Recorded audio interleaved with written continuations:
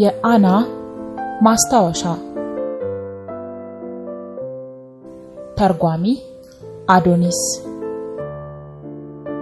ተራኪ ሐና ፍቃዱ አና ትባላለች። ሙሉ ስሟ አና ፍራንክ። አሁን በህይወት የለችም። በዚህ ዓለም ላይ በስጋ የኖረችው ለ15 ዓመታት ከ9 ወራት ብቻ ነው። በአውሮፓውያኑ አቆጣጠር ከ1929 እስከ 1945 ዓመተ ምህረት በመንፈስ ግን አሁንም አለች፣ ወደፊትም ትኖራለች። በምዕራባውያኑ አቆጣጠር በቅርቡ ባለፈውና በእኛም አቆጣጠር እየተጠናቀቀ ባለው ምዕተ ዓመት የተለያዩ ታላላቅ ሰዎች የተለያዩ ታላላቅ ስራዎችን ለዓለማችን አበርክተው አልፈዋል።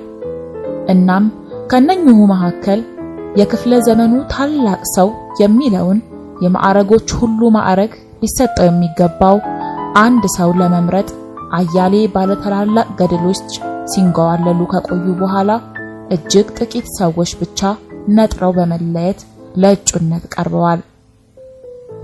ታዲያ ለዚሁ እጩነት ከቀረቡት ጥቂታን ማለትም አልበርት አንስታይን፣ ሲግመንድ ፍሮይድ፣ ቻርልስ ዳርዊን፣ ሉዊ ፓስተር ወዘተ መካከል አንዲት የ15 ዓመት ልጃገረድ ናት ቢባል ማመን አይቸግርም። እነ አንስታይን እነ ዳርዊን ምን እንደሰሩ ስለምናውቅ ለዚህ አብይ የክብር ደረጃ ቢታጩ ሊገርመን አይችልም ይሆናል። ነገር ግን ይህች ልጃገረድ በምን ተአምር ከነኚህ ኃያላን ግለሰቦች ጎን ልትቆም እንደቻለች የማናችንም ጥያቄ እንደሚሆን እሙን ነው። ለመሆኑ ይህች የ15 ዓመት ልጃገረድ ማን ናት? ምንስ ሰርታ ነው ለክፍለ ዘመኑ ታላቅ ሰውነቷ ለመታጨት የበቃችው? ስሟ ከላይ እንደተጠቀሰው አና ፍራንክ ሲሆን እንደ ጤዛ ብቅ ብላ ከስም ባለችበት በዚህ አጭር የህይወት ቆይታዋ ነው በእድሜ ልክ የትጋት ውጤታቸው ለዚህ ክብር ከታጩት ከነ አንስታይን መደዳ ስሟ ቦታ የያዘው። ከዚህ ሁሉ አጭር ህይወቷ ላይ በመጨረሻዎቹ 2 ዓመታት ማለትም ከ13 ዓመቷ እስከ 15 ዓመቷ በሰራችው ለየት ያለ ስራዋ ነው ለዚህ የበቃችው። አና ፍራንክ የአጭር ህይወቷ ጠርዝ በነበሩት በእነዚህ 2 ዓመታት ውስጥ ምን ጉድ ብትሰራ ነው ዓለማችንን ከለወጡት ጥቂት ልዩ ሰዎች ጎን የክፍለ ዘመኑ ታላቅ ሰው ለተሰኘው ክብር ሽሚያ የተሰለፈችው? የሰራችውማ ዲያሪ ጻፈች። አንድ ታላቅ ዲያሪ ጻፈች። በቃ ይሄው ነው። ሳይኮ አናላይሲስ፣ የኢቮሉሽን ቲዮሪ፣ የአንትራክስና የራቢስ ክትባት ወዘተና የአንዲት ልጃገረድ ዲያሪ። እንደ አንዳንዶችማ አመለካከት ቢሆን እንዲያውም የተቀሩት እጩዎች በህይወት ቢኖሩ ኖሮ በፈቃዳቸው ራሳቸውን ከውድድሩ በማግለል ክብሩን ለአና ፍራንክ ይለቁላት ነበር። ለመሆኑ አና ይህንን ለዓለም ህዝብ የወል ንብረትነት የበቃና እሷንም የክፍለ ዘመኑን ፈርጥ ሊያሰኛት የቻለ ታላቅ ዲያሪ ለምን፣ የትና በእንዴት ያለ ሁኔታ ልትጽፈው ቻለች? አና ፍራንክ ከቤተሰቦቿ ጋር አምስተርዳም ሆላንድ ውስጥ ትኖር የነበረች አይሁድ ልጃገረድ ስትሆን እንደ አውሮፓውያኑ አቆጣጠር ከ1938 እስከ 1945 ዓ.ም የናዚዎች በአይሁዶች ላይ ባደረጉት የጅምላ ጭፍጨፋ ካለቁት 6 ሚሊዮን አይሁዶች አንዷ ነች። በ1943 ዓ.ም ላይ የናዚ ወታደሮች አምስተርዳም ውስጥ አገር ሰላም ብለው ይኖሩ የነበሩ አይሁዶችን ከየቤቶቻቸው እየለቀሙ ወደ ኦሽዊት ወደ ሌሎች የግድያ ጣቢያዎች ማጋዝ ሲጀምሩ የአና ፍራንክ ቤተሰቦች ከግድያው ለማምለጥ ቀደም ብለው አዘጋጅተው ወደ ነበረው አንድ ሚስጥራዊ የመደበቂያ ስፍራ ያመራሉ። ይህ ሚስጥራዊ ቦታ የአና አባት አቶ ፍራንክ የአስመጭና ላኪነት ቢዝነሱን ያካሂድበት በነበረ ህንጻ ጣሪያ ላይ የሚገኝ ሲሆን የፎቁ የላይኛው ወለል ኮርኒስ ትልቅ ተዳፋት ካለው የጣሪያው ክዳን ጋር ሲገናኝ በሚፈጥረው ድንኳን መሰል ክፍተት ለጊዜያዊ መጠለያ እንዲሆን አድርጎ የአና አባት ቀደም ብሎ በሚስጥር ያዘጋጀው ነው። የአና ፍራንክ ቤተሰቦች በቁጥር 4 ነበሩ። ማለትም ራሷ አና፣ አባቷ አቶ ፍራንክ፣ እናቷ ኤዲት ፍራንክ እና ታላቅ እህቷ ማርጎት ፍራንክ። በሚስጥራዊው የመደበቂያ ስፍራ ግን የአቶ ፍራንክ የሥራ ሸሪክ የነበረ አንድ ሰው ከነቤተሰቦቹ ተቀላቅሏቸው ነበር። ይህኛው ቤተሰብ ደግሞ በቁጥር 3 ነበር። አባወራው ፑቲ ፋንዳን፣ ባለቤቱ ፔትሮኔላ ፋንዳን እና የ16 ዓመት ወንድ ልጃቸው ፒተር ፋንዳን። ከጥቂት ወራት በኋላ ደግሞ ዱሴል የሚባልና የጥርስ ሕክምና ባለሙያ የነበረ አንድ ሌላ ወዳጃቸው ተቀላቅሏቸው ነበር። ስለዚህ ሞትን ሸሽተው በዛ ምስጢራዊ ቦታ ተደብቀው የነበሩት ሰዎች ቁጥር በአጠቃላይ 8 ነበሩ ማለት ነው። የእነዚህን መከረኛ ሰዎች ሕይወት ከምጽአቱ ለማዳን ሲሉ የራሳቸውን ሕይወት አደጋ ላይ ጥለው የነበሩ 2 ጀግና ሆላንዳውያን ነበሩ። አቶ ክሬለር እና ወይዘሪት ሜፔ ይባላሉ። በአቶ ፍራንክ ቢሮ ውስጥ ተቀጥረው ይሰሩ የነበሩ ከመሆናቸውም በላይ የአቶ ፍራንክ የቅርብ ወዳጆቹ ነበሩ። በእነዚህ 2 ደጋግ ሆላንዳውያን አማካኝነት ነበር አምስተርዳም ከተማ ውስጥ በሚገኘው ሚስጥራዊ ቦታ የተደበቁት 8 የአምላክ ፍጡራን ምግባቸውንም ሆነ ሌሎች የሚያስፈልጋቸውን ነገሮች የሚያገኙትና ውጪ እየተካሄደ ስለነበረው ማንኛውም አይነት ነገር ኢንፎርሜሽን የሚደርሳቸው። በዚያ ክፉ ጊዜ እንኳን ስለተደበቁ አይሁዶች ቀለብ ሲያመላልስ የተገኘ ይቅርና የተደበቀ አይሁዶች መኖራቸውን እያወቀ ለናዚዎች ሳይጠቁም የቀረ ማንኛውም አውሮፓዊ ድርጊቱ በናዚ ሰዎች ከተደረሰበት የሚጠብቀው ዕጣ ያው የአይሁዶቹ አይነት ነበር። ታዲያ ይህንን አደጋ እያወቁ ነበር 2 ሆላንዳውያን በገዛ ሕይወታቸው ዋጋ የነ አናን ሕይወት ለማዳን ጥረት ያደርጉ የነበረው። ወጣም ወረደ የነዚህ 2 ሰዎች ቀና ጥረትም ሆነ የሚስጥራዊው የመደበቂያ ስፍራ ሚስጥራዊነት በስተመጨረሻው የነ አናን ሕይወት በናዚዎች እጅ ከመውደቅ ሊያስጥልላቸው አልቻለም ነበር። ለ2 ዓመት ተኩል ያህል እያንዳንዷ ኮሽታ እያስበረገገቻቸውና ከዛሬ ነገ ተያዝን የሚለው ስጋት ለአንዲት አፍታ ሳይለያቸው ከኖሩበት ከዚህ ምስጢራዊ የመደበቂያ ቦታቸው በአንድ የተረገመ ቀን በናዚ ወታደሮች እየተጎተቱ ከወጡ በኋላ የሞት ላንቃቸውን ከፍተው የአይሁድ ያለ እያሉ ወደሚጠባበቁት የግድያ ጣቢያዎች የተጫኑት።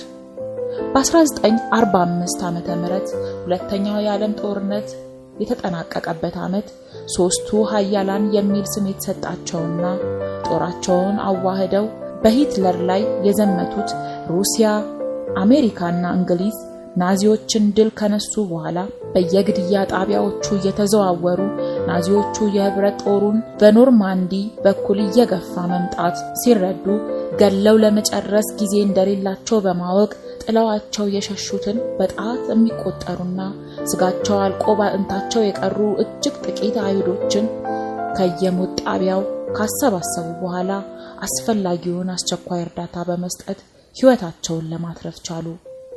ለዚህ ዳግም ውልደት ከታደሉ ጥቂታን አንዱ የአና አባት አቶ ፍራንክ ነበር። በተረፈ አናን ጨምሮ በመደበቂያው ቦታ የምናውቃቸው የተቀሩት 7 ሰዎች 6 ሚሊዮን ወገኖቻቸው ወደ ወረዱበት እንጦሮጦስ ከመውረድ አላመለጡም። ታዲያ የኋላ ካልቀረላቸው ሞት ብናመልጥ ብለው ለ2 ዓመት ተኩል ያህል ለአንዲት ሰከንድ እንኳን ፀሐይ ሳያያቸው ንፋስ ሳይነፍስባቸው ዝናብ ሳያርጥባቸው ከፍጥረት ሁሉ ተነጥለው በመደበቂያ ቦታቸው ያሳለፉትን ለማመን የሚቸግር ሰቆቃ በየጊዜው ተዘግብበት የነበረው ይህ ጉደኛ ዲያሪዋ ነው። አና ፍራንክን አብረዋት ወደ አፈር ከተመለሱ 6 ሚሊዮን ወገኖቿ መካከል ትንሳኤን አግኝታ እንደገና በምድራችን ላይ ቦግ ብልጭ የምትል አንዲት ባለብሩህ ቀለማት እንስት ኮከብ ለመሆን ያበቃት። ከእያንዳንዱ የግድያ ጣቢያ ከነ ሕይወታቸው ለመገኘት ከታደሉት ጥቂት አይሁዶች ቀድሞ ወደ ነበሩበት ከተማ እንዲመለሱ በተደረገው እንቅስቃሴ አማካኝነት ወደ አምስተርዳም የተመለሰው የአና አባት አቶ ፍራንክ ገና ከመድረሱ ነበር አምስተርዳም ከእንግዲህ ሊኖርባት የሚችልባት ከተማ እንዳልሆነች የተገነዘበው። ወዲያ ወዲህ ባለ ቁጥር የሚያየው ነገር ሁሉ የሚያጭርበት መራር ትዝታ ሊቋቋመው የሚችለው አይነት አልነበረም። እናም አምስተርዳምን ለቆ መሄድ ምንም አማራጭ ያላገኘለት ጉዳይ ነበር። ይህን ከተወሰነ በኋላ ለአንዴና ለመጨረሻ ጊዜ የሥራ ቦታውንና የመደበቂያ ስፍራው የነበረውን ያንን ሚስጥራዊ ቦታ ለመሰናበት በሄደበት ጊዜ ነበር እነሱ ከተወሰዱ በኋላ ናዚዎቹ ባደረጉት ብርበራ ምስቅልቅሉ በወጣው ክፍል ውስጥ በተዝረከረኩ ወረቀቶች መካከል እንደ ዘበት ተሸጉጦ የረባ ነገር አይመስል የነበረውን የአናን ዲያሪ ያገኘው። በጊዜው ብርበራውን ካካሄዱት የናዚ ወታደሮች አይን እንዴት ሊያመልጥ እንደቻለ እስከዛሬ ድረስ አነጋጋሪ የሆነው ይህ ዲያሪ እንዲያው በኪነ ጥበቡ ከባለ ዲያሪዋ አባት እጅ ከገባ በኋላ በዲያሪው ይዘት በእጅጉ የተመሰጡት የአቶ ፍራንክ የቅርብ ጓደኞች ባደረጉት ያላለሰለሰ ግፊት የአና ማስታወሻ ለመጀመሪያ ጊዜ በ1947 ዓመተ ምህረት በደች ቋንቋ ለህትመት በቃ። ብዙም ሳይቆይ በ1952 ዓመተ ምህረት ቢኤም ሙየርት ደብል ዴይ በተባለ ጸሐፊ አና ፍራንክ the diary a young girl በሚል ርዕስ ወደ እንግሊዘኛ ቋንቋ ተተርጉሞ ከታተመ በኋላ በአጭር ጊዜ ውስጥ ነበር የመላው ዓለምን ቀልብ ለመቆጣጠር የቻለው። የ13 ዓመቷ ልጃገረድ የግል ማስታወሻ የግል መሆኑ ቀረና ተነቦ የማይጠገብ የህዝብ መጽሐፍ ሆነ። እጅግ ለበርካታ ጊዜ በተደጋጋሚ የመታተም እድል ካገኙ ጥቂት መጽሐፍት መካከል በዋነኝነት ተጠቃሽም ሆነ። በመላው ዓለም በበርካታ ቋንቋዎች የተተረጎመ ለመታተም ቻለ። ይህን መጽሐፍ ያላካተተ የመጽሐፍ መደርደሪያ ምሉ ነው ለማለት አይቻልም ተባለ። ይህ የአና ማስታወሻ አና ፍራንክ the diary of a young girl በሚል ርዕስ ለመጀመሪያ ጊዜ ለህትመት ከበቃበት ጊዜ ጀምሮ በእያንዳንዱ የድጋሚ ህትመት ላይ እነ ሩዝቬልትን ጨምሮ የተለያዩ የዓለማችን ታላላቅ ሰዎች ለመጽሐፉ የመግቢያ ጽሑፍ የሚሆን አስተያየታቸውን ለገሱ።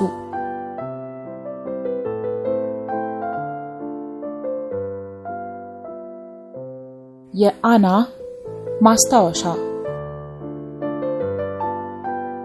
ተርጓሚ አዶኒስ፣ ተራኪ ሀና ፍቃዱ።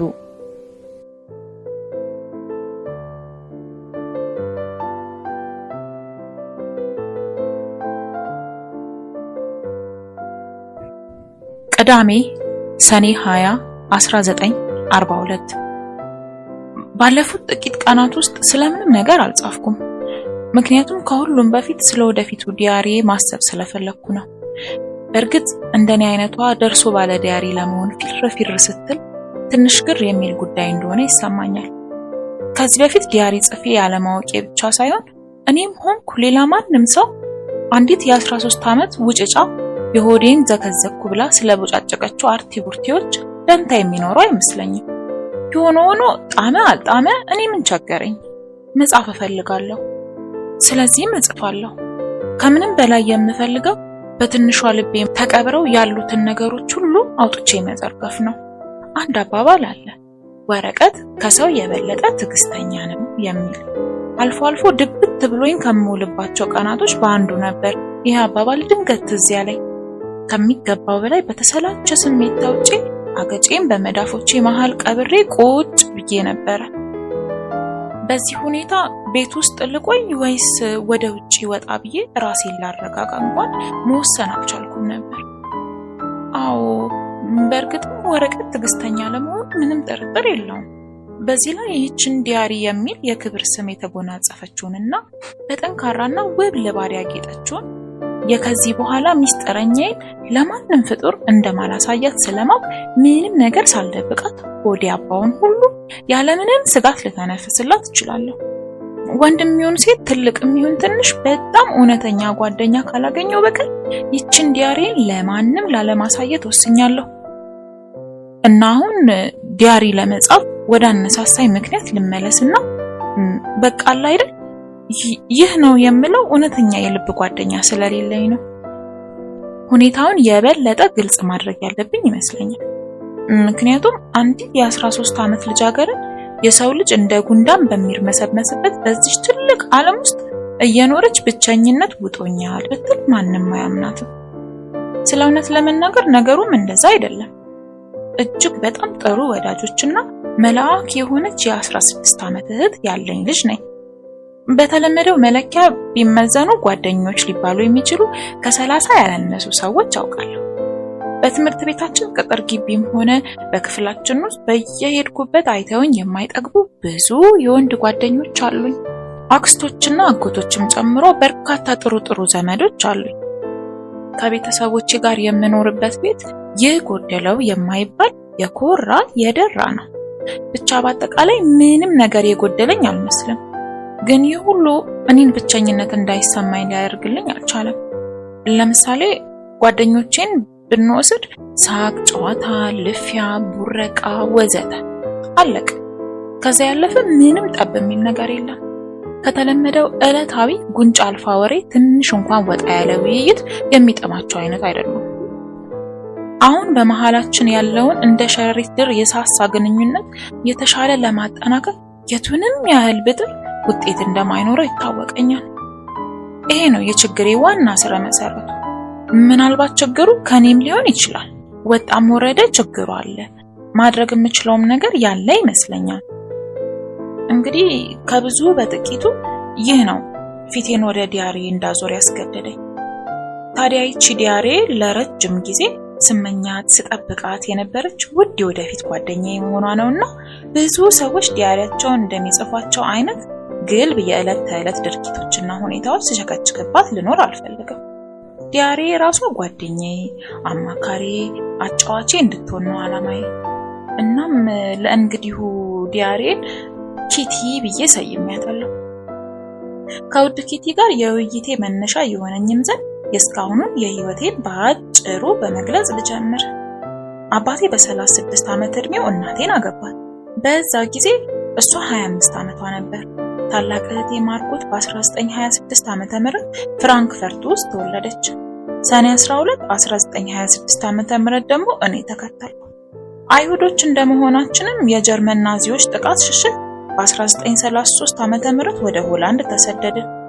ከኔ በስተቀር መላው ቤተሰብ የሂትለር ጸረ አይሁድ ህግጋት እየፈጠሩብን ባለው ጫና መጨነቃቸው እየተባባሰ መጥቷል።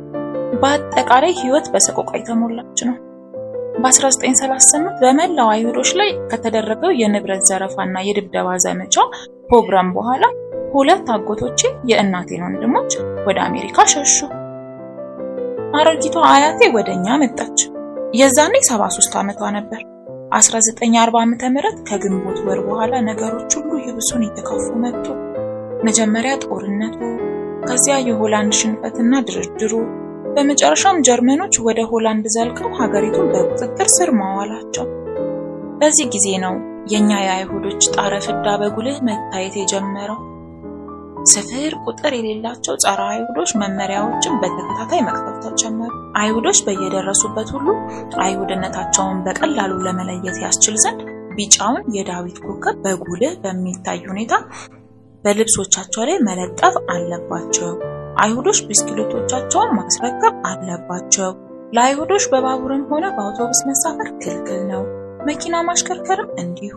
አይሁዶች መገበያየት የሚችሉት ከቀኑ 9 ሰዓት እስከ 11 ሰዓት ብቻ ሲሆን ይህንንም የሚያደርጉት የአይሁዶች ሱቅ የሚል ምልክት በተለጠፈባቸው ሱቆች ብቻ ነው።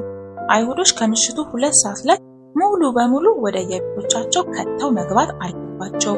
2 ሰዓት ካለፈ ግን እንኳንስ ጎዳና ላይ የግቢ መናፈሻዎቻቸው ውስጥም ሆነ በረንዳዎቻቸው ላይ መታየት የለባቸውም። ቲያትር ቤቶች፣ ሲኒማ ቤቶች እና ማናቸውም አይነት የመዝናኛ ስፍራዎች ለማንኛውም አይሁድ የተከለከሉ ናቸው። ማንኛውም አይነት ግላዊም ሆነ ህዝባዊ ስፖርት ለአይሁዶች የተከለከለ ነው። የመዋኛ ስፍራዎች፣ የቴኒስ ሜዳዎች፣ የኳስ ሜዳዎች እንዲሁም ሌሎች የስፖርት ማዘውተሪያ ስፍራዎች ሁሉ ለአይሁዶች ዝግ ናቸው። አይሁዶች ክርስቲያን ዘመዶቻቸውንም ሆነ ጓደኞቻቸውን መጎብኘት፣ መጠየቅ አይፈቀድላቸውም። አይሁዶች መማር የሚችሉት ለአይሁዶች በተመደቡ ትምህርት ቤቶች ብቻ ነው እና እነኚህንና የመሳሰሉትን እጅግ በጣም ብዙ ከልካይ መመሪያዎችን በእኛ በአይሁዶች ላይ ተደነገጉብን። በአጠቃላይ አነጋገር ስፍር ቁጥር በሌላቸው አጋዥ መመሪያዎች ተተበተበ። ይህንን ማድረግ አትችሉም ይሉናል፣ ያንን ማድረግ አትችሉም ይሉናል። እንዲያም ሆኖ ህይወት ቀጠለች። ከሁሉም በላይ የተቸገርንበት ነገር ደግሞ ምንም ነገር ያለ ስጋት ማድረግ አለመቻላችን ነው። ምክንያቱም ምናልባት የተከለከለ ነገር እያደረግን ከሆነስ ብለን እንሸማቀቃለን። ነፃነትን ደህና ሰንብት ብለናል። ይሁን እንጂ አሁንም ቢሆን ነገሮች ካቀበለ አልሆኑም። በአዲሱ ጸረ አይሁድ መመሪያ መሰረት ከ1932 ዓ.ም ጀምሮ እማርበት የነበረው ትምህርት ቤቴ መልቀቄ የግዱንና ከምወዳትና ከምትወደኝ መምህሬን ከወይዘሮ ኬ ጋር እንባ ተራሽተን ተለያየ። በሰዓቱ ያዩ ሁሉ እጅግ አዘኑ፣ እንባችንንም ተጋሩ። በ1941 ዓ.ም መጀመሪያ ላይ ከታላቅ እህቴ ከማርጎት ጋር በአይሁዶች ሁለተኛ ደረጃ ትምህርት ቤት ተመዘገበ። አራታችንን ማለትም እኔ፣ ማርጎትን፣ እማማንና አባባን በተመለከተ ነገሮችን ብዛም አልከፋም። እናም እስካሁን ያለሁት በዚህ መልኩ ነው። አና ፍራንክ።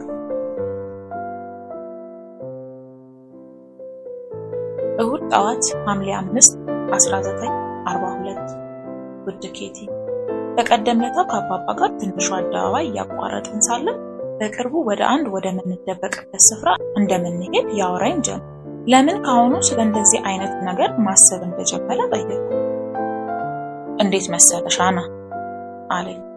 እንደምታውቂው መደበቂያችን እንዲሆን ወደ ወሰንነው ቦታ ምግብ፣ ልብሶችና የቤት ዕቃዎችን ቀስ በቀስ እየላክን ስናጠራቅም ይኸው ዓመት ገደማ ሆኖናል።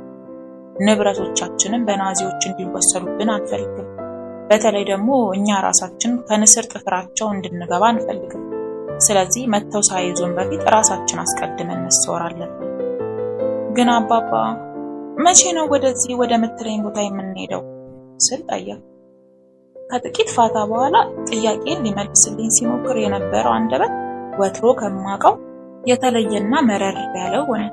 መረር ያለ ከመሆኑ የተነሳ አንዳች አይነት ስጋት በውስጤ እያደገ ሲመጣ ይሰማኝ ጀመር። ለማንኛውም አንቺ በእንደዚህ አይነት ጉዳይ ራስሽን አታስጨንቂ። ሁሉም ነገር እኛ እንደሚሆን እናደርገዋለን። በቀረሽ ጊዜ ውዱን የወጣትነት ህይወትሽን የምትችውን ያህል እያጣጣምሽ ለመቆየት ሞክሪ አለ። ትከሻዬን ቸብ ያደረገና ተጨማሪ ጥያቄ እንዳቀርብ ያለመፈለግ አይነት የእርምጃውን ፍጥነት እየጨመረ በቃ ተው ነበር። ምን ነው ይህን የነገረኝን ነገር የሚሆንበት ጊዜ ሩቅ ሆነ? ያንቺው አና።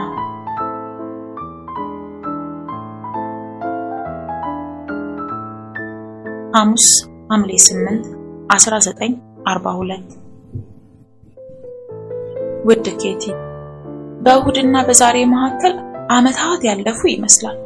በእነዚህ አጭር ቀናት ውስጥ ብዙ ነገሮች ሆነዋል። ልክ ዓለም በሙሉ ድብልቅልቁ የወጣ ሰማይ የተደፋብን ነው የሚመስለው። ግን አሁንም በህይወት አለው ኬቲ።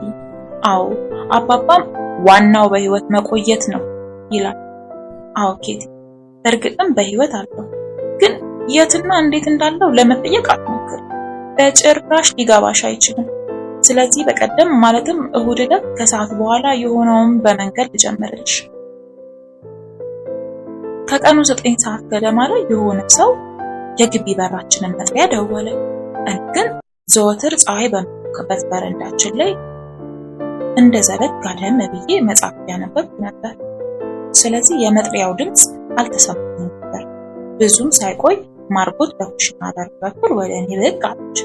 በጣም የተደናገጠችበት ነገር እንዳለ ያስታውቃል። አይገርምሽም አና አለችኝ። የስሜቱ በድንገት መለዋወጥ እንደገባኝ ስታውቅ ናዚዎች እኮ ለአባባ የጥሪ ወረቀት ላኩለት። እማማ ስለ ሁኔታው አቶ ፋንዳንን ልታነጋግረው ሄዳለች። አቶ ፋንዳን ማለት አባባ ጋር በሽርክና የሚሰራና የአባባ የቅርብ ጓደኛ የሆነ ሆላንዳዊ ነው። ማርጎት የነገረችኝ ነገር በጣም አስደነገጠኝ። የጥሪ ወረቀት ምን ማለት ነው? ከኔ በቀር ሁላቸውም ትርጉሙን የሚያውቁት ይመስላል። የጥሪ ወረቀት የደረሳቸው ሰዎች ወዴት እንደሚወሰዱ ለመገመት ሞከር። ስለ ማጎሪያ ጣቢያዎች ብዙ ሲባል ሰምቻለሁ። ታዲያ አይናችን እያየ አባባን ወደ እነዚያ ወደ ተረገሙ ቦታ ሊወስዱ መሄዱንማ በምንም አይነት አይሄድም አለች ማርጎት። ግን የማረጋጋት አይነት ይመስላል። እማማ እኮ ወደ አቶ ፋንዳን ሄደችው ስትል ማብራሪያውን ቀጠለች። ወደ መደበቂያችን ቦታ በነገው ዕለት የምንንቀሳቀስበትን ሁኔታ ለመወያየት ነው። ምክንያቱም አቶ ፋንዳንና ቤተሰቦቻቸው ከኛ ጋር እንደሚደበቁ ነው ስምምነቱ። አንድ ላይ 7 ነን ማለት ነው ካለችኝ በኋላ በመካከላችን ተራራ የሚያህል ጸጥታ ነገሰ። ምንም አይነት ወሬ መቀጠል አልቻልንም። የአካለ ስንኩላንን ጊዜያዊ መቆያ ለመጎብኘት ከሄደበት ስላልተመለሰውና ገና ጉዱን ስላልሰማው አባባ መጨነቅና የእማማን ከአቶ ፋንዳን ቤት መመለስ በጉጉት መጠበቅ ብቻ። በዚህ ላይ ሙቀቱ ከውጥረቱ ጋር ተዳምሮ ቁና ያስተነፍሰን ጀመር። ጸጥታውን ይብሱኑ እየገዘፈ መጣ። በድንገት የመኖሪያ ቤታችን መጥሪያ ደውል እንደገና ጮኸ። ሃሪ መሆን አለበት አልኩና ወደ በሩ ላመራ ስል ማርጎት እጄን ያዝ አደረገችኝና እንዳትከፍቺ አለችኝ። ወዲያው ግን እማማና አቶ ፋንዳን ከሃሪ ጋር እያወሩ ሲመጡ ሰማናቸው። እኛ ወዳለንበት ክፍል ዘለቁና በሩን ዘጉት። ከዚያ በኋላ የበሩ መጥሪያ ደውል በጮኸ ቁጥር ወይኔ ወይ ማርጎት ደረጃውን በዝግታና በበሩ ቀዳዳ እያጮለቀን አባባ መሆን አለመሆኑን እናረጋግጣለን። ለሌላ ለማንም ሰው በሩን ላለመክፈት ማለት ነው። አቶ ፋንዳን እማማን ለብቻዋ ሊያነጋግራት ስለፈለገ እኔና ማርጎት ክፍሉን ለቀን እንድንወጣ ተደረገ። መኝታ ክፍላችን ውስጥ ብቻችንን ስንሆን ማርጎት ከጥቂት በግልጽ ከሚታይባት የውዥንብር ስሜት በኋላ አንድ ምስጢር ሹክ አለችኝ። የጥሪ ወረቀቱ የመጣው ቅድም እንደነገረችኝ ለአባባ ሳይሆን ለራሷ ለማርጎት እንደሆነ የብሱን አንዴ ቡን አለ። ከዚህ በፊት ተሰምቶኝ የማያውቅ አይነት የፍርሃት ስሜት በድንገት ወረረኝና ማልቀስ ጀመርኩ። ማርጎት ገና 16 ዓመቷ ነው። እውነት በዚህ እድሜ ያሉ ልጃገረዶችንም ከቤተሰቦቻቸው ነጥለው ወደ ማጎሪያ ጣቢያ ይወስዳሉ ማለት ነው? ደግሞ ፈጣሪ ይመስገን ማርጎት አትሄድም። እማማ እራሷ ይሄንን ያረጋገጠች። አባባን በቅርቡ ወደ መደበቂያ ቦታ ስለመሄዳችን ሲነግረኝ ይህንኑ ማለቱ ነበር ማለት ነው። መደበቁን እሺ እንደበቅ፣ ግን የት ይሆን የምንሄደው? ምን ውስጥ ይሆን የምንደበቀው? ከተማ ውስጥ፣ ባላገር ውስጥ፣ ቤት ውስጥ፣ ዋሻ ውስጥ? መቼ? በእንዴት ያለ ሁኔታ? በእንዴት ያለ ቦታ? እነዚህ ለጊዜው ላነሳቸው ያልተፈቀዱልኝ ነገር ለአፍታ ከአይምሮዬ አልወጣ ያሉ ጥያቄዎች ነበሩ። ወዲያውኑ እኔም ማርጎት በጣም ያስፈልጉናል የምንላቸውን ነገሮች ብቻ በየራሳችን የትምህርት ቤት ቦርሳ ውስጥ መከታተል ጀመርኩ። በመጀመሪያ ቦርሳዬ ውስጥ የከተትኩት ይህንን ዲያሪ ነበር። ከዚያም የፀጉር መጠቅለያዎች፣ መሐረቦች፣ መጽሐፎች፣ ማበጠሪያ፣ የቆዩ ደብዳቤዎች ወዘተ። ብቻ ወደ መደበቂያ ቦታዬ እየሄድኩ መሆኔን እያሰብኩ እዚያ ሊያስፈልጉኝ ይችላሉ ብዬ የገመትኳቸውን ነገሮች ሁሉ በቦርሳዬ አጨኩኝ። 11 ሰዓት ገደማ አባባም ከሄደበት መጣ። ብዙም ሳይቀር ሜፔ መጣችና ሜፔ ማለት ሌላኛዋ የአባባ የሥራ ሸሪክ ነው። እንደ ጫማዎች፣ ቀሚሶች፣ ሹራቦች፣ የውስጥ ልብሶችና ስቶኪንጎች የመሳሰሉትን ትናንሽ አልባሳት በቦርሳ ውስጥ ከታ ከያዘችልን በኋላ ማታ እንደምትመልስልን ቃል ገብታ ሄደች። ልክ እግሯ ወጣ እንዳለ ቤታችን እንደገና በጸጥታ ተዋጠ። ማንኛችንም እህል ብሎ ነገር መቅመስ አስጣል። አንዳች እንግዳ ስሜት በሁላችን ሰፍሮ ነበር። የመኝታችን ሰዓት ሲቃረብ ከወትሮ የተለየ አይነት ድካም በሰራ አካላት የተሰማኝ እና ምንም እንኳን ባደኩባት አልጋዬ ላይ የማሳልፋት የመጨረሻዋ ሌሊት መሆኗን ባውቅም ገና ጋደም እንዳል ድብን ያለ እንቅልፍ የወሰደኝ በማግስቱ ማለዳ 11 ሰዓት ላይ እማማ ስትቀሰቅሰኝ የነቃሁት። ደግነቱ ቀኑ እንደ ትናንቱ አይሞቅም። እንዲያውም በስሱ እንደማካፋት ጀማምሮታል። ሁላችንም በልብስ ላይ ልብስ መደራረብ ጀመረ። ምክንያቱም በልብስ የተሞላ ሻንጣ አንጠልጥሎ መታየት ለማንም አይሁድ አደገኛ ስለሆነ የተቻለንን ያህል ደራርበን በመልበስ ከልብሶቻችን ቢያንስ ጥቂቱን ወደ አዲሱ ቦታችን ለመውሰድ ነው። እየደራረብን ሳለ ለሚያየን ግን ሰሜን ዋልታ ጫፍ ወደሚገኝ የበረዶ ቦታ ለመሄድ የምንዘጋጅ ነው የምንመስለው። ይህ የተባለው ሚስጥራዊ መደበቂያችን የት ሊሆን እንደሚችል አሁንም አንዲት ፍንጭ አላገኘው። ከኔ በቀር ሁላቸውም ስለ ቦታው እንደሚያውቁ ግን እርግጠኛ። ለማንኛውም ኬቲ ከጠዋት 1 ሰዓት ተኩል ላይ የእስከዛሬውን ቤታችንን በር ዘግተን ተንቀሳቀስን እልሻለሁ። በወጉ የተሰናበትኩት ፍጡር ቢሆን ሙርቲ ትንሿ ድመቴን ብቻ ናት። ግማሽ ኪሎ የሚሆን ስጋና ድመቴን አደራ የሚል ማስታወሻ ኩሽናችን ውስጥ አስቀምጫለሁ። ቁርስ የበላንባቸው ዕቃዎች በየማጠቢያው ገንዳ ላይ እንደተዝረከረኩ፣ አልጋዎቻችን ሌሊት እንዳደርንባቸው ሳይነጠፉ፣ ብቻ ሁሉም ነገር እንደተተረማመሰ ጥለን መሄዳችንን በኋላ ቤቱን ለሚያዩት ጎረቤቶቻችን ምን ትርጉም ሊሰጣቸው እንደሚችል እኔ እንጃ። እኛ ግን ይሄንን ትርጉም ቢሰጥ ያን ትርጉም ቢሰጥ ደንታችን አልነበረም። እኛ የፈለግነው ከፊታችን ከተጋረጠው አደጋ መሸሽ ብቻ ነው። በጊዜ ማንበጥና ወደ ሚስጥራዊ ቤታችን በሰላም መድረስ ብቻ። ሌላው ሁሉ ለጊዜው የሚያሳስበን ጉዳይ አይደለም። በእንግዲህ ለጊዜው ተሰናበትሽ። ስለ ዛሬው አዋዋላችን ደግሞ ነገ ቀጥልልሻለሁ። ያንቺዋ ነው።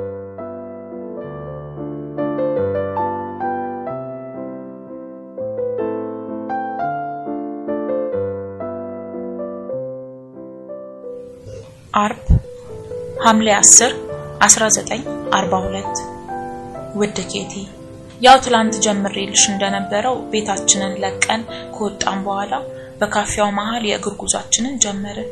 ይገርምሻል፣ የክፋቱ ክፋት ገና መሃል መንገድ ላይ እያለ ካፌያነቱን ቀየርና ዶፍ ለቀቀው። እያንዳንዳችን ምን ያህል ልብሶች እንደደራረብን ነግሬሻለሁ። በዝናብ ስንርስ ደግሞ እንዴት ሊከብድ እንደሚችል ይታይሽ። በዚህ ላይ በትምህርት ቤት ቦርሳዎቻችን በፌስታሎቻችን በጥድፊያ የጎሰጎስናቸው ቅራቅንቦችን አትርሺ። ብቻ ምን አለፋሽ ወደ የሥራ ቦታቸው ለመድረስ በመኪናቸው ውር የሚሉት መንገደኞች ሁሉ በሐዘኔታ ይመለከቱን ነበር። ሊፍት ሊሰጡን ባለመቻላቸው ምን ያህል እንዳዘኑ ከፊታቸው ማንበብ ይቻላል። ምን ያድርጉ፣ በእያንዳንዳችን ልብሶች ላይ ቦግ ብሎ የሚታየው ቢጫ ኮከብ ምንም አይነት እርዳታ ሊያደርጉልን የሚፈቅድላቸው አልነበረም። በጊዜው ማንንም አይሁን በምንም መልኩ ለመርዳት መሞከር የወንጀሎች ሁሉ ወንጀል ነው። እናም በዝናብ እየሾቅን መንገዳችንን ቀጠልን እልሻለሁ። በዚህ የጥድፊያ ጊዜ መሃል ነበር እማማና አባባ ለመጀመሪያ ጊዜ ስለ መደበቂያ ቦታችን ዝርዝር መረጃ ይሰጡኝ የጀመሩት። ለወራት ያህል ቀስ በቀስ ለኑሮ የሚያስፈልጉንን ቁሳቁሶች ወደዚሁ ቦታ ሲያጓጉዙ እንደቆዩ፣ በእቅዳቸው መሰረት ወደ መደበቂያ ቦታችን የምንንቀሳቀሰው ሐምሌ 16 ቀን እንደነበረ፣ ከታቀደው ጊዜ አስቀድመን የተነሳ ነው ለማርጎት በደረሳት ድንገተኛ ጥሪ ምክንያት እንደሆነ እና ሙሉ በሙሉ የተደራጀ የመኖሪያ ስፍራ ይጠብቀኛል ብዬ መገመት እንደሌለብኝ፣ ይልቁንም አዲሱ ቦታችን በምንፈልገው አይነት ተስማሚ ለማድረግ እንደደረስን የሚቻለንን ያህል ርብርብ ማድረግ እንደሚኖርብን ወዘተ እየተቀባበሉ አስረዱኝ።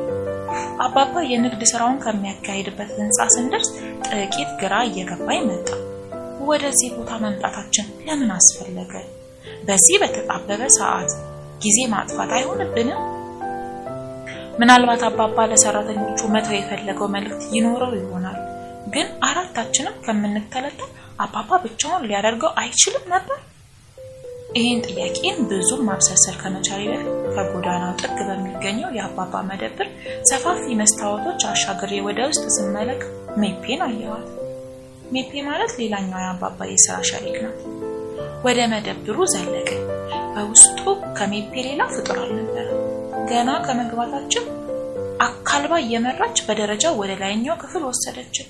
ሚስጥራዊ የመደበቂያ ስፍራችን አታምኝም ኬቲ፣ እንኳንስ ለሰው ለእንስሳ መኖሪያ የሚሆን አይመስልም። አባባና ሜፔ እየተቀባበሉ ስለ እያንዳንዱ ክፍል አጠቃቀም ነገሩ። ስለ ሳሎናችን፣ ስለ መኝታ ቤቶቻችን፣ ስለ ኩሽናው፣ ስለ ሽንት ቤቱ፣ ብቻ እንዴት ብዬ እንደምገልጽልሽ ነው እንጃ።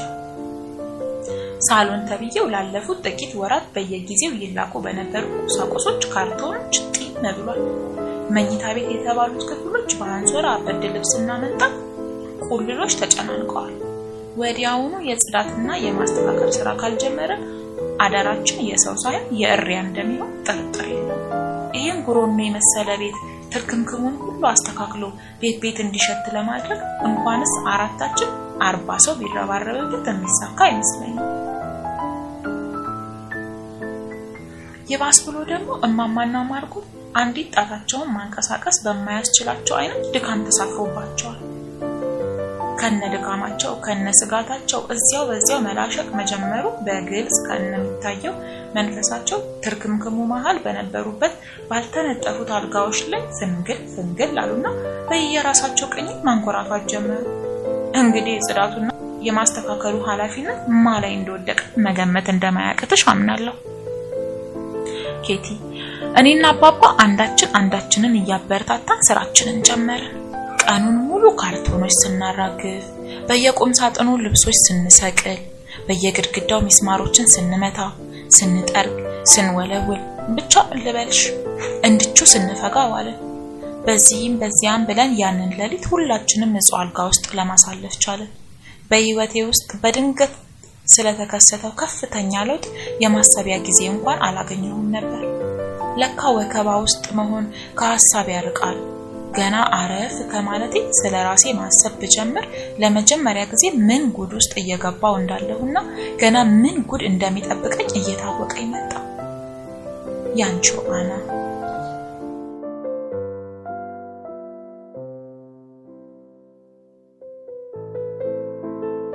ውድ ኬቲ፣ አባባ እማማና ማርቆት በየሩብ ሰዓቱ እየደወለ ሰዓት የሚነግረንን የዌስተርቶረን ባለማማ የከተማ ሰዓት የደውል ድምጽ ሊለምዱት አልቻሉ። በደወለ ቁጥር ቆሌያቸው ግፍፍ ይላል።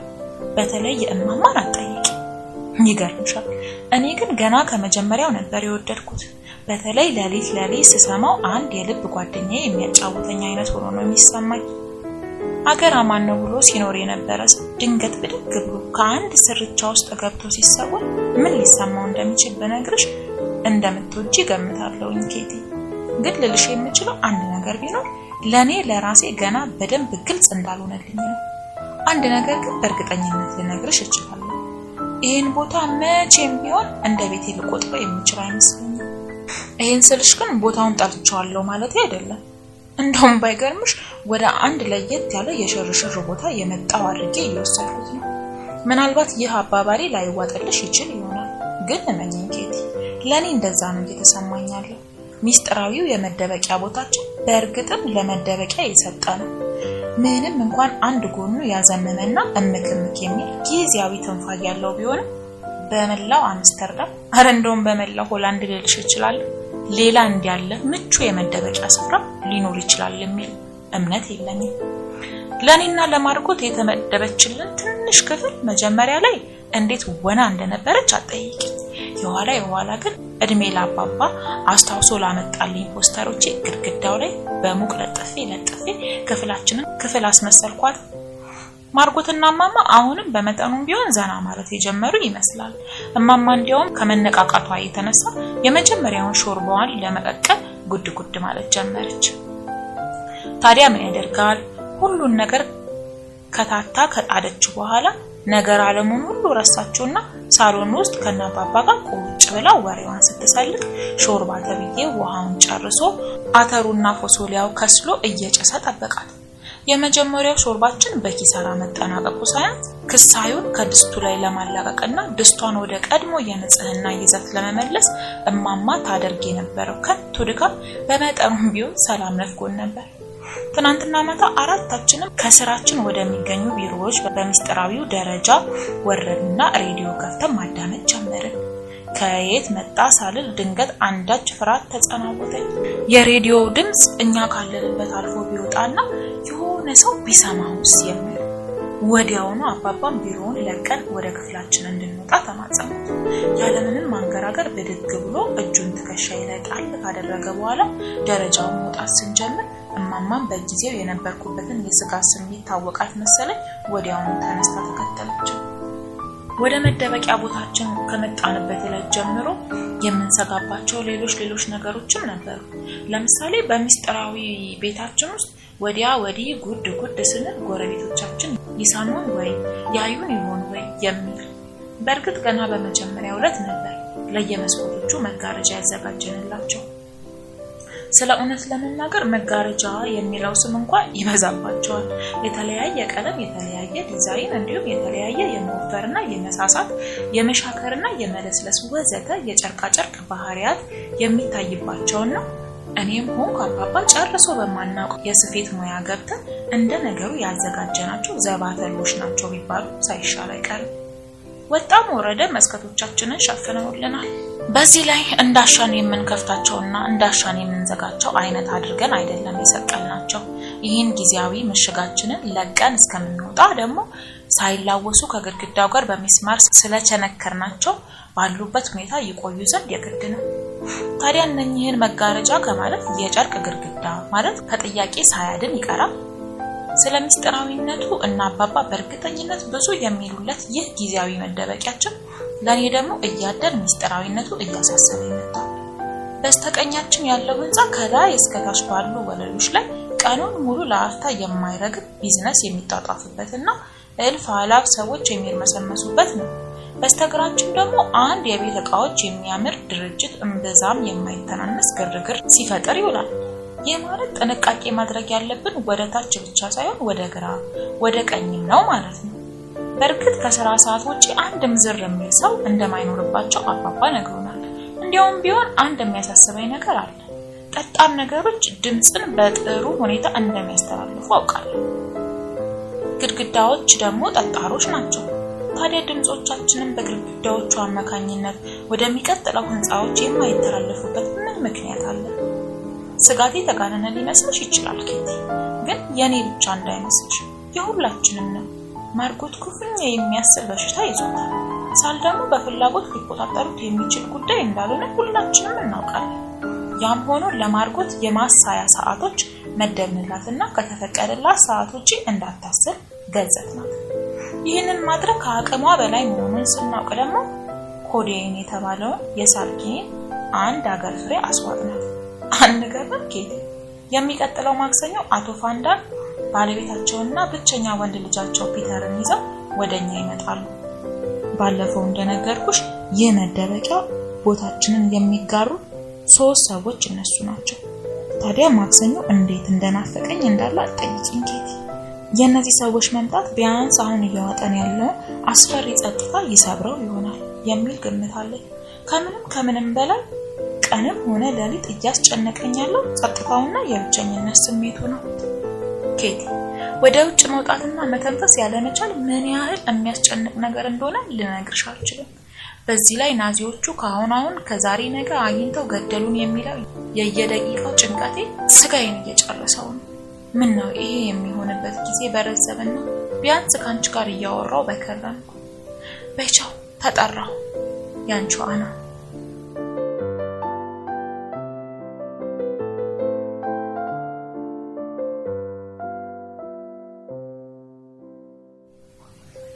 አርብ ነሐሴ 14 1942 ውድ ኬቲ፣ አንድ ወር ሙሉ ዘጋውሽ አይደል? አትፍረጅብኝ። ስለ እውነት ለመናገር ይህ ያለንበት ቤትም ሆነ ያለንበት ሁኔታ ምንም አዲስ ነገር የማይከሰትበትና እጅግ በሚያታክት ድግግሞሽ ከመሆኑ የተነሳ ላወራሽ የሚገባኝ ለየት ያለ ጉዳይ በየዕለቱ ማግኘት ስላልተቻለኝ ነው። አቶ ፋንዳን ከባለቤታቸውና ከአንድያ ወንድ ልጃቸው ጋር ሐምሌ 13 ቀን መጡና ተቀላቀሉ። እንጠብቃቸው የነበረው ከአንድ ቀን በኋላ ማለትም ሐምሌ 14 ነበር። ነገር ግን ከፕሮግራማቸው አንድ ቀን ቀድመው እንዲነሱ ያስገደዳቸው ጉዳይ ተከሰተ። ከቤታቸው በስተግራና በስተቀኝ ያሉ ቤተሰቦች ሐምሌ 13 እና 16 እንዲቀርቡ ከናዚዎች ጥሪ ደረሳቸው። በዚህ ምክንያት አቶ ፋንዳን ስጋት ስለገባቸው አንድ ቀን ቀድመው ተነሱ። እውነታቸውን ነው። በአንድ ቀን ከመቀደም አንድ ቀን መቅደም ይሻላል። ልጃቸው ፒተር ገና 16 ዓመቱን አልጨረሰ።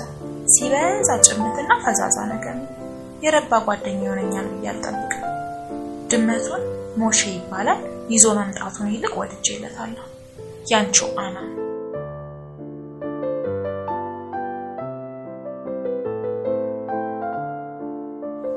አርብ ነሐሴ 21 1942 ውድ ኬቲ፣ ሰሞኑ ንባብም ሆነ ጥናት እንቢ እያለኝ ነው። እስከ መስከረም ለራሴ የእረፍት ፈቃድ ልሰጥ ወስኛለሁ። የዛኔ አባባም እንደሚያስጠናኝ ተስማምተናል። ካሁኑ ምን ያህል ነገሮች መርሳት እንደጀመርኩ ሳስብ ስጋት ገባኝ። ኑሯችን ምንም ለውጥ አይታይበትም። እኔና አቶ ፋንዳን ሳንጣላ ውለን አናውቅም ማለት ይቻላል። በተቃራኒው ማርጎት ግን እንደ ነፍሱ ነው የሚወዳት። እማማ አንዳንዴ ለምን እንደ ሕፃን እንደምታየኝ አይገባኝም። ከምንም በላይ የሚያስጠላኝ ነገሯ ይሄ ነው። በተረፈ ነገሮችን ብዛም አልከፉም። ፒተርን አሁንም ለወድለት የምንችለው ነገር ማግኘት አልቻልኩም። በጣም ልዝዝ ያለ ጉድ ነው። አብዛኛውን ጊዜ አልጋው ላይ ሲንደባለል ወይ ከድመቱ ጋር ሲተሻሽ ነው የሚያሳልፈው። ያልታደለ ለዛ ቢስ። ያንቺው አና።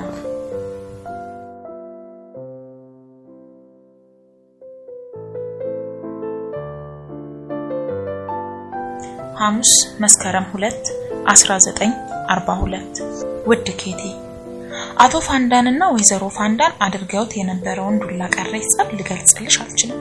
ትልልቅ ሰዎች እንዲህ ሲጨቃጨቁና ሲደባደቡ በህይወቴ አይቼ አላውቅም።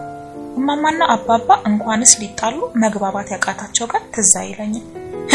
ደግሞ እኮ ኬቲ እንደዛ የሚነታረኩበት ጉዳይ ብታየው ገርሞሽ አታባሪ።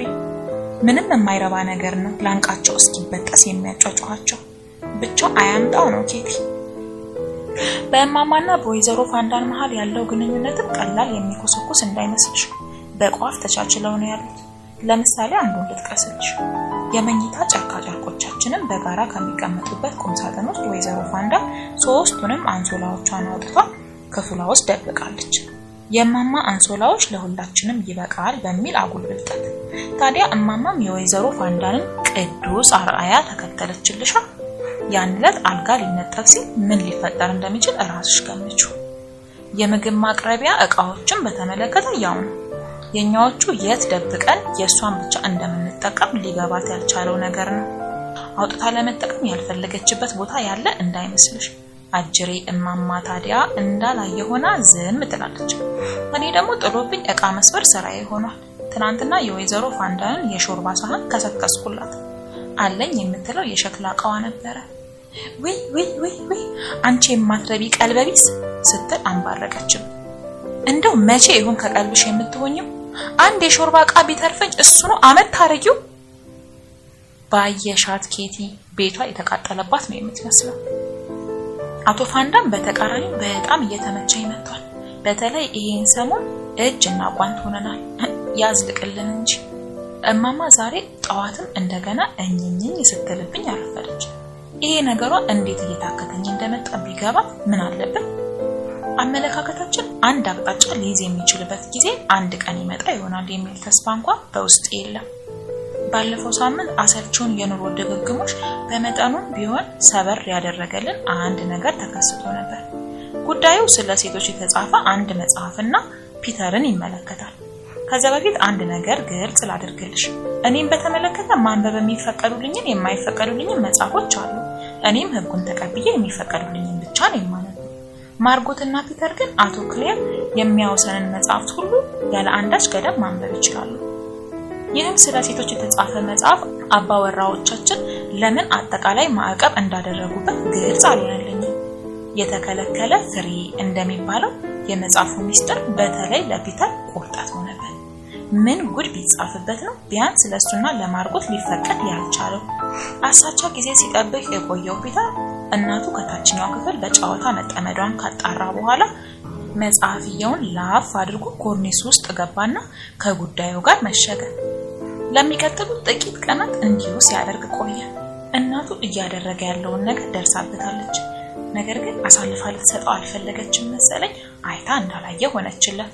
ይሁን እንጂ ብዙም ሳይቆይ ፒተር ከነተከለከለው ፍሬ ከአባቱ እጅ ወደቀ። አቶ ፋንዳም በፒተር ብልግና እንዴት እንዳበደ ጠይቂ። እጅ ከፍንጅ በተያዘው ልጁ ላይ እንደ አንዳች ከወረደበትና መጽሐፉን ከነጠቀው በኋላ ወደዚህ መጽሐፍ ደግሞ ዝር እንዳይል ጥብቅ ማስጠንቀቂያ አስተላልፎ በድል ስሜት አይነት ወዲያ ወዲህ የተንጎማለለ ራሱን ማረጋገጥ ጀመረ። አዋቂ ተብዮቹ የሚሰሩትን ስህተት አየሽልኝ ኬቲ። አቶ ፋንዳም በሱ ቤት የአባትነት ኃላፊነቱን ተወጥቶ ልቡ ውልቅ ብሏል። ቀድሞ ነገር መከልከል ለምን አስፈለገ ቢባል አቶ ፋንዳ በቂ መልስ የሚኖረው አይመስለኝም። በዚህ ላይ አንድ ነገር ያለ በቂ ምክንያት ሲከለከል ምን ያህል እንደሚያጓጓ እንዴት መገመት አይችልም። ወጣም ወረደ የፒተር ጉጉት ይብሱኑ ተጧጧፈዋል እልሻለሁ። የመጣው ይምጣ እንጂ መጽሐፉን ለመጨረስ ክፉኛ ቆረጠ። እናም ያንን ጉደኛ መጽሐፍ መልሶ በእጁ ሊያስገባ የሚችልበትን መንገድ ብቻ ከማውጠንጠን ሌላ ብትጠሪው አይሰማሽም። ወይዘሮ ፋንዳን እማማን ስለ መጽሐፉ ምን አስተያየት እንዳላት ጠየቀቻት። ማማ ጥቂት አቅማማችና እውነት ለመናገር እኔ በበኩሌ አናን እንጂ ማርጎትን በተመለከተ አብዛኛዎቹ መጽሐፍ ብታነብ ግድ የለኝም አለችና የአፍታ ፋታ ከወሰደች በኋላ በማከታተል ይሄኛውን መጽሐፍ ግን ማርጎትን ብትሆን እንድታነበው ፈቃደኛ አይደለሁም በማለት ቁርጠኛ አቋሟን ገለጸች። የበእንዲህ እንዳለ ፒተር ስለሱም ሆነ ስለ መጽሐፉ ክትትል ሊያደርግ የሚችል ማንም ሰው የማይኖርበት ሰዓት ሲያጠና ከቆየ በኋላ አንድ አመቺ ሰዓት አገኘ። ከምሽቱ 1 ሰዓት እስከ 2 ሰዓት ተኩል ሁሉም ወደ ታችኛው ቢሮዎች ወርደው ሬዲዮ የሚያዳምጡበት ሰዓት። የዚያኑ ምሽት 1 ሰዓት ተኩል ሲሆን ግራ ንጹህ ቀኝ ንጹህ ሲሆንለት የተከለከለውን ፍሬና ባትሪ ይዞ ወደ ኮርኒሱ በቅዱ መሰረት ከ2 ሰዓት ተኩል በፊት ወርዶ ነገሮችን ወደ የነበሩበት መመለስ ነበረበት። ነገር ግን መጽሐፉ እንዲህ በቀላሉ የሚያቋርጡት አይነት አልነበረምና ኮቴ ሰምቶ ድንገት የባነነው ምስኪን ፒተር ከኮርኒሱ ውስጥ ዘሎ ሲወርድ ከአባቱ ጋር ፊት ለፊት ተፋጠጠ። አሁንም እጅ ከፍች ኬቲ ከዚህ በኋላ ሊፈጠር የሚችለው ነገር እኔ ከመነግርሽ አንቺው ብትገምቺ ወደድኩ። ያንቺው አና።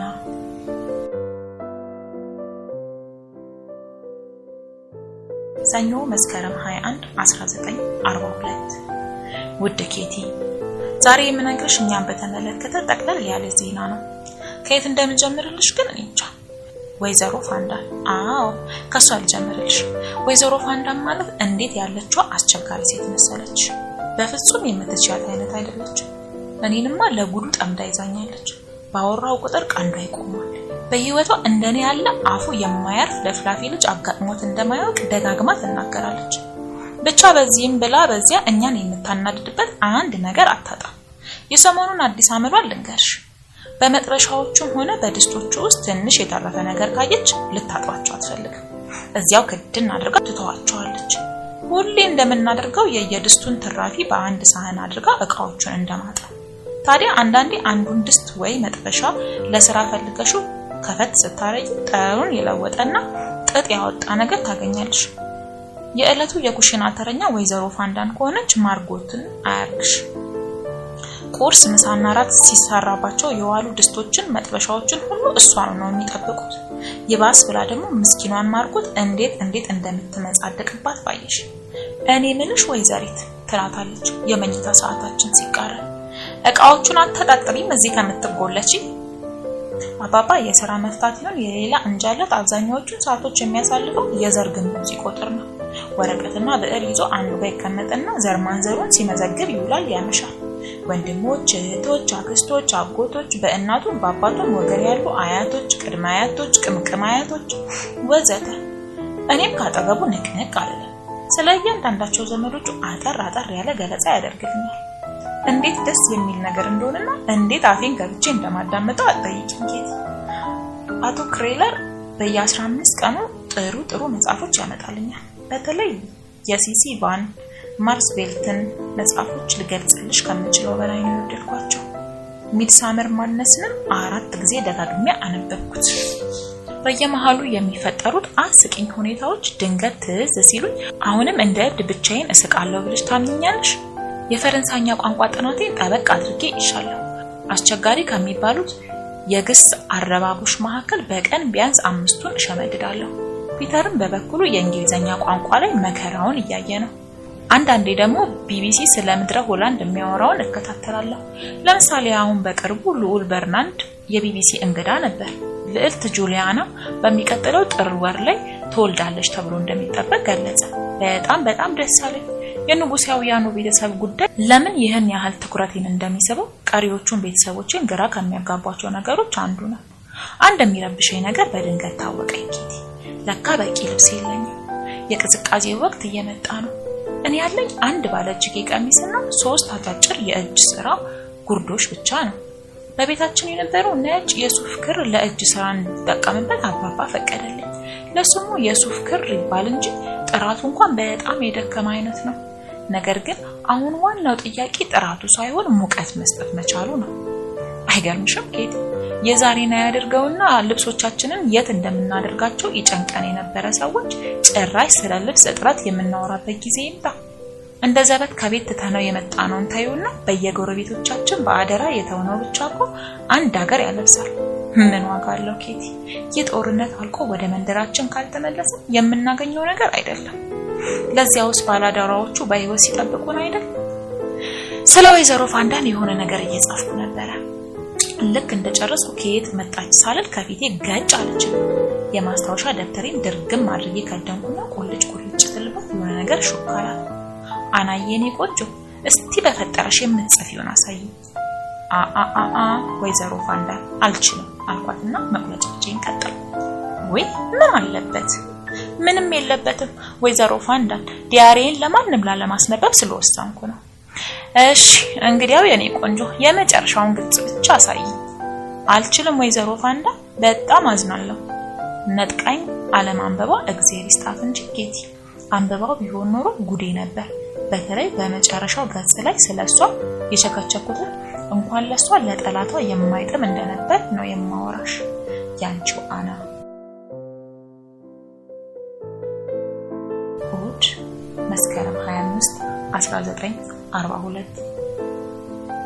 ውድ ጌቲ ትናንትና ማታ ወሬ አማረኝና የአቶ ፋንዳንና የወይዘሮ ፋንዳን መኝታ ቤት ወደ ሆነችው ፎቅ አይሏት ቆጥ ትንሽዬ ክፍል ወጣ። ጸጥታው ሊውጠኝ ሲል አብዛኛውን ጊዜ ከነሱ ጋር ለማውራት ወደ ክፍላቸው ሄዳለሁ። አንዳንድ ጊዜ ከጠበቅኩት በላይ ጥሩ ጊዜ አሳልፋለሁ እና ትላንትና ስለ ፒተር ስናወራ አመሸን እልሻለሁ። ፒተር አልፎ አልፎ ጉንጮቼን እንደሚደባብሰኝና ማንም ወንድ እንደ ሳሎን ድመት እንዲያሻሸኝ ስለማልፈልግ ፒተርም አደብ ቢገዛ እንደምመርጥ ነገርኳቸው። ያው እንግዲህ የወላጆችን ነገር ታውቂዋለሽ። በተለባበሰ አንደበት ፒተር በጣም እየወደደኝ ስለመምጣቱ በእርግጠኝነት ነገሩኝና ለምን በተቻለኝ መጠን ልቀርበው እንደማልሞክር ጠየቁኝ። በሆዴ ውየኔ ምስኪን ፒተር አልኩ። በአፌ ግን እንደዛማ ብሎ ነገር የለም አልኳቸው። ጉዴና የሽልኝ ኬቲ። በእኔ አመለካከት ፒተር በጣም ግራ የሚያጋባ ባህሪ ያለው ልጅ መሆኑን ገለጽኩላቸውና በኋላ ደግሞ የምን ተፍረቴ ለነገሩ አይናፋርነት በሷ አልተጀመረም። ከልጃገረዶች ጋር የመቀራረብ ልምድ የሌላቸው ወንዶች ልጆች ሁሉ ያው እንደሱ ናቸው አልኳቸው። ያንቺው አና።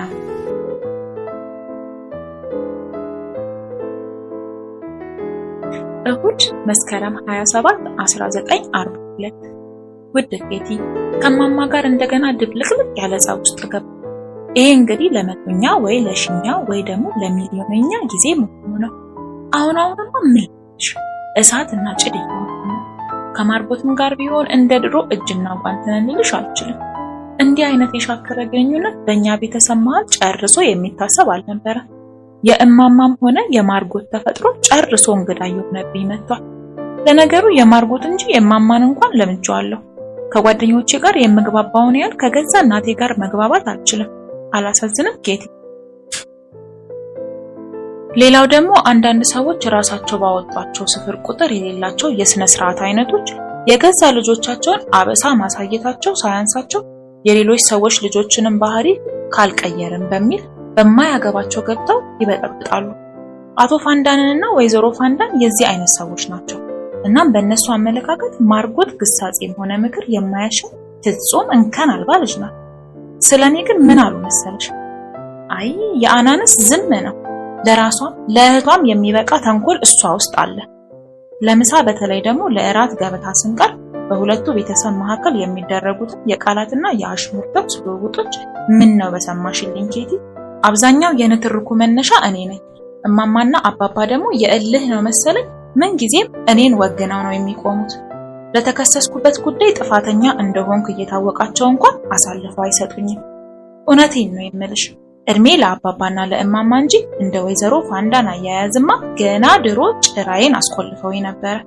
ታዲያ አቶ ፋንዳንና ወይዘሮ ፋንዳን ወደ ላይኛው ክፍላቸው እስኪመጡላቸው ይጠብቁና እስካሁን ሲከራከሩልኝ የነበሩት እማማና አባባ ባለ በሌለ ኃይላቸው ወደኔ ይዞሩብኛል። ምን አለበት ይሄ እሳት ምላስሽን ሰብሰብ ብታረጊው? ምን አለበት ከአዋቂ ጋር አፍ መካፈት ብታቆሚ? ደርሶ በማይመለከትሽና በተነሳው ነገር ሁሉ ጥልቅ ባቲ ይሉኛል። ምን ዋጋ አለው ኬቲ? እንደሚፈልጉኝ ልሆንላቸው ግን አልቻልኩም። ያቅሜን ያህል ሞከር ግን አቃተኝ። ደግነቱ የአባባ ትዕግስት ተዝቆ የሚያልቅ አይደለም። የኔንም ጸባይ ችሎ እማማንም ያረጋጋልኛል። ገበታ ላይ ከሚፈጠሩ ተራ አለመግባባቶች አንዱን ልንገርሽ። ለምሳሌ እኔ አንድ ቀን ቅጠላ ቅጠል መብላት አላስደሰተኝም እንበል። ስለዚህ ምን አደርጋለሁ መሰለሽ? ከቅጠላ ቅጠል ትንሽ ብቻ ቆንጠር አድርጌ ሳህኔ ላይ አወጣውና በእለቱ ብይ ካለኝ ነገር ለምሳሌ ከድንቹ ሞቅ አድርጌ ጨልፋለሁ። ይሄኔ ወይዘሮ ፋንዳንን አለማየት ነው። ስሯ ይገታተራል ነው የምልሽ። እንዲያውም ሆኖ ስሜቷን ለመቆጣጠር የምታደርገው ጥረት ከሽፎባት አያውቅም። ከቅጠላ ቅጠሉ ጨመር አድርገሽ አውጪ እንጂ አና ትለኛለች። እዚያው በዚያው አሽሙር ብጤ መሆኑ ነው። አመሰግናለሁ ወይዘሮ ፋንዳን፣ ድንች በብዛት ስለወደድኩኝ ነው እላታለሁ። እኔም አላወቀች ማን እንደሆንኩ። ታዲያ እሷም በዋዛ የምታቆም እንዳይመስልሽ። ቅጠላ ቅጠሎች እኮ ይጠቅሙሻል ብዬ ነው። እናትሽስ ቢሆን ሁሌ የምትነግርሽ ይህንኑ አይደለም እንዴ? ግድ የለሽም ትንሽ ጨምሪ ትለኛለች። እሷ እያወጣች ሳህኔ ላይ መቆለል ትጀምራለች። ደግነቱ አባባ በእኔ መጣሽ ማለት በአይኑ መጣሽ ማለት ነው። እናም ገና 1-2 ማንኪያ ከማውጣቷ ያስቆማታል። ይሄኔ ነው እሷን ማየት። የሚበቃትን ያህል ትቆናጠርና ስለ ልጅ አስተዳደግ የዘወትር ገለጻዋን ትጀምራለች። አናን ይሄንን ያህል እስክትበላሽ ድረስ እያሞላቀቃችሁ ማሳደጋችሁ ማመን የማልችለው ነገር ነው። ምን ነው አና የኔ ልጅ በሆነች ኖሮ እንዴት ልክ አገባት እንደነበር እኔ ነበርኩ ማቀው። ምንጊዜም የንግግሯ መጀመሪያና መጨረሻ ይሄው አባባሏ ነው። ምን ነው አና የኔ ልጅ በሆነች ኖሮ። አረ እንኳንም አልሆንኩ። እና ኬቲ የልጅ አስተዳደግ ስለሚሉት ጉዳይ ልመለስልሽ። ትናንትና ወይዘሮ ፋንዳን ንግግሯን ከጨረሰች በኋላ ለጥቂት ደቂቃዎች ቤቱ ጸጥ ረጭ አለ። ከዛ አባባ ምን እንዳላት ብነግርሽ አታምኚኝ። እንደኔ አና እጅግ በጣም ጥሩ አስተዳደግ ያላት ልጅ ናት። እስካሁን እንደ ዶፍ ስትወርጅባት ለቆየሽው ለዚህ ሁሉ ግልብ ሀተታሽ አንዳችም ምላሽ ከመስጠት መታቀቧ ራሱ ለዚህ በቂ ምስክር ነው። በተረፈ አትክልት መረጠች፣ ድንች መረጠች የራሷ መብት ነው። አንቺም ይሄን የምትዩ አይነት ጨዋ አስተዳደግ ያለሽ ከሆነ መመልከት ያለብሽ የራስሽን ሳህን እንጂ የአናን አይደለም። ለመጀመሪያ ጊዜ ወይዘሮ ፋንዳን ኮምሽሽ ስትል አየዋል። የምትናገረው ሁሉ ነበር ይጠፋል። ብራቮ አባባ ዋጋዋን ሰጠኝ። እስቲ ታይሽኪ እሷ ራሷ ኮና ሳህኗ ላይ ያወጣችውን አትክልት 1 ማንኪያ አይሞላም። ታዲያ ግን የእሷ የአስተዳደግ ጉለት አይደለም። ኧረ በጭራሽ እኔ እንኳን ማታ አትክልት ካበዛ ሆዴ ድርቀት ያስቸግረኛል ትልሻለች። እሷ ብቻ ብልጥ። መጀመሪያውኑ ማን ስለኔ ለፍደፊ ብሏት ነው የማይመስል ምክንያት ለመስጠት መከራዋን የምታየው። በነገራችን ላይ ኬቲ ወይዘሮ ፋንዳንን ማየት እንዲህ እንደዛሬው ስታፍር ነው። ምን ልበልሽ፣ ቲማቲም አይተሽ ማየት። እኔ ደግሞ ማፈር ብሎ ነገር ከናካቴው አልፈጠረብኝም። እሷም የጠላችብኝ ይህንኑ ነገሬን ሳይሆን አይቀርም። ያንቺው አና።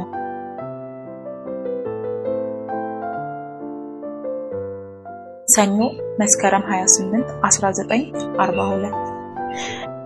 ውድ ኬቲ፣ ትናንት ገና ብዙ የማወራሽ እያለኝ ነበር ያቋረጥኩት። በቤታችን ተፈጥሮ ስለነበረው አንድ ሌላ ጸብ ልነግርሽ ይገባኛል።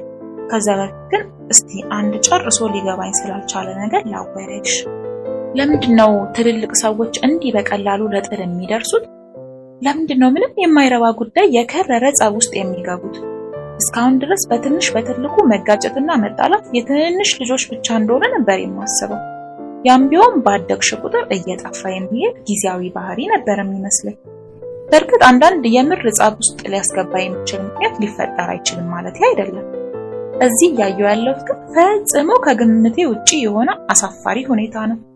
ይሁን እንጂ ቢያንስ ለራሴ ስል ቶሎ ልቀበለውና ልለምደው የሚገባኝ እውነታ እንደሆነ ይሰማኛል። ይህን ማድረግ ግን አልችልም። መቻል ያለብኝም አይመስለኝም።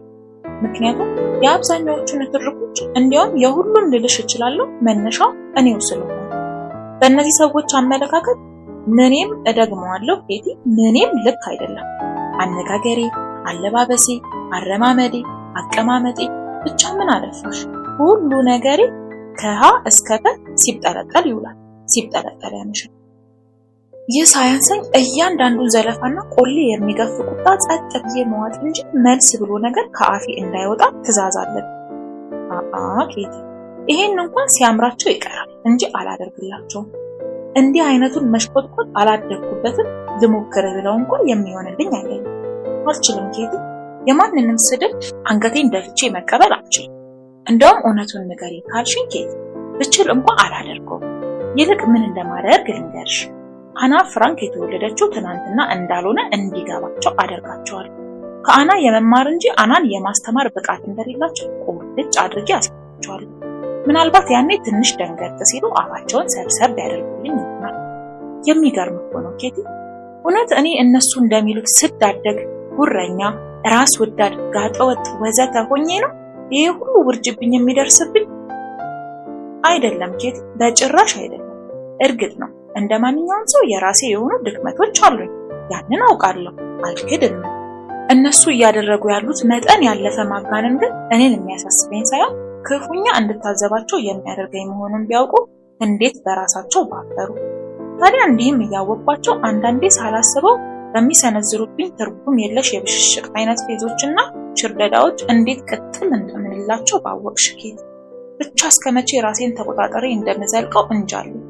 አንድ ቀን እንደ እሳተ ጎመራ መፈንዳቴ እንደሆነ የማይቀር ነው። እና ኬትዬ ቅድም ጀምሬልሽ ወደ ነበረው ነገር ልመለስልሽና በጠረጴዛችን ዙሪያ ተኮልኩለን የቆጡን የባጡን ሲወራ በየት ብሎ እንደተነሳ ትዝ አይለኝም። ብቻ ስለ አባባ ከመጠን ያለፈ ጨዋነት ተነሳና እዚህም ከዚያም አስተያየቶች ይወረወሩ ጀመር። አባባም በቅርብ የሚያውቀው ከሆነ እንኳን ጤነኛ ሰው እብድም ቢሆን ይህንን እውነታ ለመካድ አይቸገረውም። ይህም ስለሆነ በነገሩ ከመስማማት ውጭ አማራጭ ያልነበራት ወይዘሮ ፋንዳ ድንገት በመሃል ተገባልሽና ለነገሩ እኔም ብሆን እኮ ከባለቤቴ አንጻር ከታየው በጣም ለዘብ ያለና ደርባባ ተፈጥሮ ነው ያለኝ ማለት እችላለሁ ብላልሽ እርፍ። አየኛ ደርባባ። አቶ ፋንዳ ውድ ባለቤቱን ገርመም አደረጋትና ልክ ብለሻል፣ እኔ በእርግጥም ጨዋ አይደለሁም፣ ልሆንም አልፈልግም። እስከማውቀው ድረስ ጨዋ በመሆን ኪሳራ እንጂ ትርፍ አይገኝም ካለ በኋላ ወደ እኔ ዞር አለና አንድ ነገር ልምከርሻና መቼም ቢሆን ከሚገባሽ በላይ ጨዋ ለመሆን እንዳትሞክሪ። ከልክ ያለፈ ጨዋነት ማንንም የትም አያደርስም ሲለኝ እሱን አልመስልሻለ። እማማም በዚህ አባባል የምትስማማ መሆኗን ገለጸች። ወይዘሮ ፋንዳን ግን ያው እንደተለመደው የራሷን አመለካከት በጉዳዩ ላይ በማሳረጊያ መልክ መሰንዘር ነበረባት። ይገርማል፣ ስለ ሕይወት ያላቸው አመለካከት ፈጽሞ ያልተለመደ አይነት ነው አለች፣ ንግግሯን በቀጥታ ለእማማና ለአባባ አነጣጥራ። እንደው ምንስ ቢሆን አናፊት እንዴት ትላላችሁ? ገና ምራቋን ባልዋጠች በገዛ ልጃችሁ ፊት። እኔ በሷ እድሜ ሳለው እንዲህ ፊት የሚሰጥ ወላጅ አልነበረኝም። እርግጠኛ ነኝ አሁንም የለም፣ እንዲህ እንደናንተ ያለ ዘመናዊ ቤተሰብ ውስጥ ካልሆነ በቀር። ወይዘሮ ፋንዳን ይሄንን ብላ ስታበቃ ጉንጯን ሶስላ መሰለ። ወቀሳ የሰነዘረች ሳይሆን ወቀሳ የተሰነዘረባት ነበር የምትመስለው። እማማን ደግሞ ብታያት ኬቲ ትንኝ እንኳን ያረፈባት አትመስልም። ነገር ግን ወጉ እንዳልጣማትና በተቻላት ፍጥነት እስካሁን ሲፋተጉበት የቆዩበትን ርዕስ ልትቋጨው እንዳለች ያስታውቅባታል። እንዴት መሰለሽ ወይዘሮ ፋንዳን፣ እኔም ብሆን የማምነው አንድ ሰው በህይወት ውስጥ የተሻለ ስኬት ማግኘት ከፈለገ ከሚገባው በላይ ጨዋ መሆን እንደሌለበት ነው። ለምሳሌ ባለቤቴን ማርጎትን እንዲሁም ልጅሽን ፒተርን ብንወስድ ከልክ ያለፈ ጨዋነት የሚያጠቃቸው ናቸው ማለት ይቻላል።